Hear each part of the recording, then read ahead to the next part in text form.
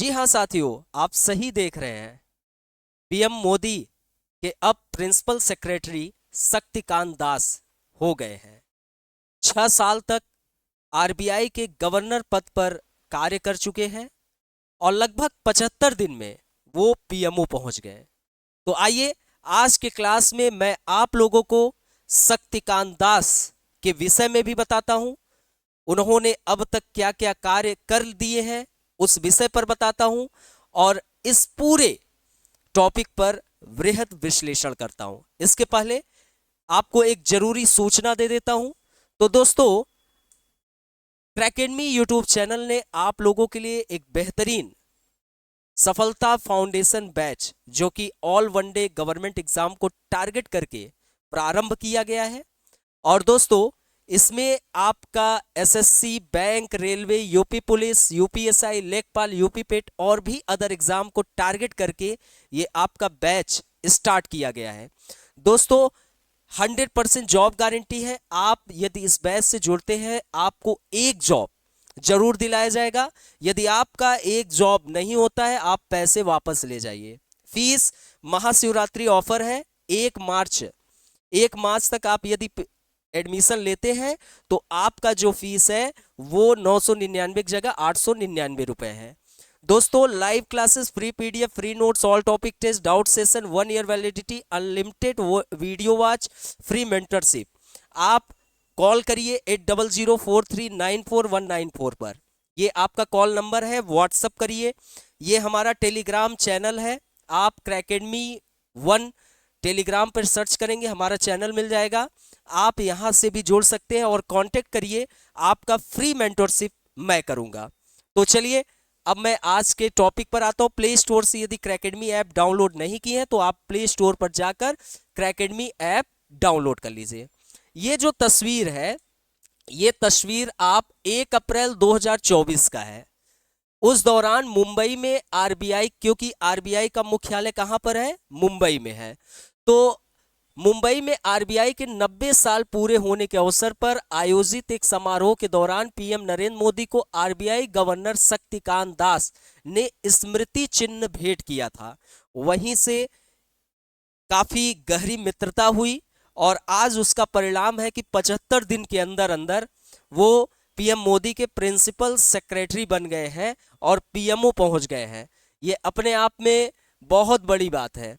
तो दोस्तों, यहाँ पर कुछ इंपॉर्टेंट चीजें जानते हैं। आरबीआई के पूर्व गवर्नर शक्तिकांत दास को प्रधानमंत्री मोदी का प्रिंसिपल सेक्रेटरी टू नियुक्त किया गया है। तो बच्चे, पूर्व गवर्नर शक्तिकांत दास को प्रधानमंत्री मोदी का प्रिंसिपल सेक्रेटरी टू नियुक्त किया गया है। कैबिनेट की अपॉइंटमेंट कमेटी ने, ये ध्यान रखना, ये एक कैबिनेट की अपॉइंटमेंट कमेटी है जिसने शनिवार को यह नियुक्ति की है। तो ये आप ध्यान रखिएगा कि पीएमओ मतलब कि प्रिंसिपल सेक्रेटरी शक्तिकांत दास को जो बनाया गया है वो किसने निर्णय लिया था? तो कैबिनेट की अपॉइंटमेंट कमेटी ने। कमेटी के सेक्रेटरी मनीष सक्सेना ने नियुक्त की जानकारी दी। शक्तिकांत दास आरबीआई गवर्नर के पद से 10 दिसंबर को रिटायर हुए थे। 22 फरवरी को उन्होंने पीएम का प्रिंसिपल सेक्रेटरी नियुक्त किया गया है। यानी रिटायरमेंट से नियुक्ति के 75वें दिन में वह पीएमओ में अहम पद पर पहुंच गए हैं।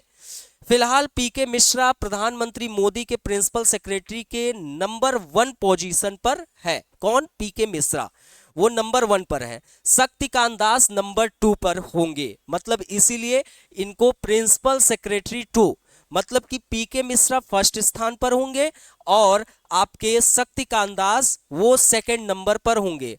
शक्तिकांत दास तमिलनाडु कैडर के 1980 बैच के आईएएस अधिकारी रह चुके हैं। वही जो पीके मिश्रा है वह गुजरात कैडर के रिटायर अधिकारी है।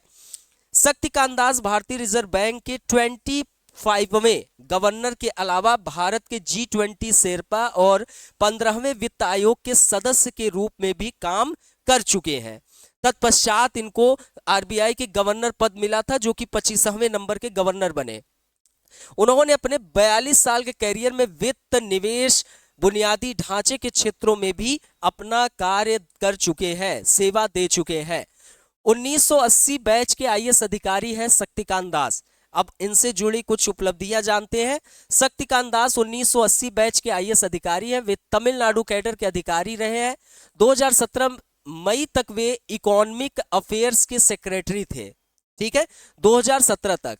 फिर शक्तिकांत दास विभिन्न कई पदों पर भी रहे हैं। दास जो 15वें फाइनेंस कमीशन वित्त आयोग था उसमें भी सदस्य के रूप में वह अपनी सेवा दे चुके हैं। दास ने भारत की ओर से ब्रिक्स, ये बहुत बड़ी बात है, इंटरनेशनल मॉनेटरी फंड, आईएमएफ और सार्क में भी प्रतिनिधित्व किया है।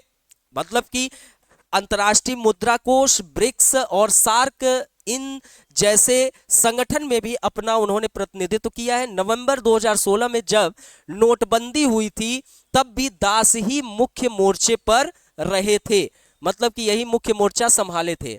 अब दोस्तों शक्तिकांत दास की तरफ से किए गए कुछ अहम कार्य, तो फर्स्ट कार्य इनका क्या था कि लगातार 2 बार दुनिया के टॉप बैंकर चुने गए हैं। लगातार दुनिया के टॉप बैंकर, मतलब शक्तिकांत दास 2023 से 2024 में लगातार 2 बार दुनिया के टॉप सीक्रेट बैंकर चुने जा चुके हैं। शक्तिकांत दास को सेंट्रल बैंक रिपोर्ट कार्ड 2023 और 2024 में A+ ग्रेड, तो दोस्तों ये बड़ी उपलब्धि मानी जा सकती है।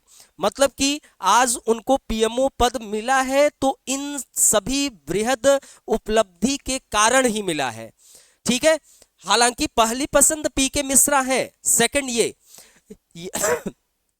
यह अवार्ड अमेरिका के वॉशिंगटन डीसी में ग्लोबल फाइनेंस देती है। जो ये अवार्ड है ये कौन देता है? यह वॉशिंगटन डीसी में ग्लोबल फाइनेंस। शक्तिकांत दास को महंगाई पर कंट्रोल, इकोनॉमिक ग्रोथ, करेंसी में स्टेबिलिटी और ब्याज दरों पर नियंत्रण के लिए यह सम्मान दिया गया था, जो कि इकोनॉमी का ये पिलर होता है। यदि आप इकोनॉमिक ग्रोथ, ठीक है, मतलब कि आर्थिक वृद्धि, ठीक है, ये चीज आप कर रहे हैं, ये बड़ी बात होती है। ठीक है, और आगे दूसरी उपलब्धि कोरोना महामारी। दोस्तों कोविड 19 जो कि संपूर्ण विश्व को अपने आगोश में ले लिया था। सभी त्राहिमाम करके अपने घरों में दुबक कर अपनी जान बचाने के लिए एक दूसरे से दूरियां बना लिया था। इस कोविड-19 जैसे महामारी और युद्ध के बीच इकोनॉमी को स्टेबल करने में इनकी बड़ी भूमिका रही। आरबीआई गवर्नर के तौर पर दास ने भारत और दुनिया के लिए सबसे अस्थिर दौर, कोरोना महामारी हो या रूस यूक्रेन का युद्ध हो, रूस और यूक्रेन के युद्ध से भी पूरे वैश्विक आर्थिक स्थिति पर एक बड़ा ही गहरा प्रभाव छोड़ा था, क्योंकि हर एक देश आज ग्लोबलाइजेशन के दौर पे है, तो सबका एक दूसरे से कनेक्टिविटी है। और इजराइल हमास संघर्ष जैसे संकटों में भारतीय अर्थव्यवस्था को स्थिर बनाए रखने में इनकी बड़ी भूमिका रही। कोरोना के दौरान दास के नेतृत्व में आरबीआई ने लिक्विडिटी और एसेट क्वालिटी को बनाए रखने के लिए नए और पुराने आर्थिक नीतियों और उपायों को भी लागू किया था। तो ये बात इंपॉर्टेंट है, आप याद रखिएगा। फिर दोस्तों तीसरा, यस बैंक और लक्ष्मी विलास बैंक को कोलैप्स होने से बचाया। कोलैप्स हो जाता तो काफी समस्या हो जाती, लेकिन इन्होंने बचाया। दास ने जिन चुनौतियों का सफलतापूर्वक सामना किया है उनमें से आपका यस बैंक और लक्ष्मी विलास बैंक, तो दोस्तों IL&FS संकट शामिल था। इसके चलते नॉन बैंकिंग फाइनेंस कंपनियों को काफी नुकसान हुआ था। उन्होंने यस बैंक और लक्ष्मी विलास बैंक को कोलैप्स होने से बचा लिया था। कोलैप्स हो जाता तो समस्या हो जाती। ग्रोथ को बढ़ावा देने के लिए रेपो रेट में जरूरी बदलाव भी किया। ठीक है, तो 2018 में जब दास ने कार्यभार संभाला था तब रेपो रेट 6.50% था, जो कि बहुत ही सामान्य स्थिति थी। उनके नेतृत्व में आरबीआई ने इकोनॉमिक ग्रोथ को बढ़ावा देने के लिए इसे घटाकर 4% पर ला दिया। बाद में महंगाई को कंट्रोल करने के लिए इसे फिर से बढ़ाकर 6.50% कर दिया गया।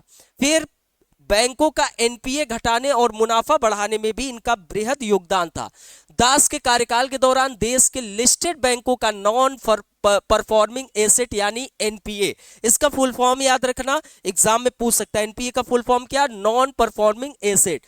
तो सितंबर 2024 तक 2.59% के निचले स्तर पर आ गया, जबकि दिसंबर 2018 में यह 10.38%, जो कि अच्छा प्रदर्शन।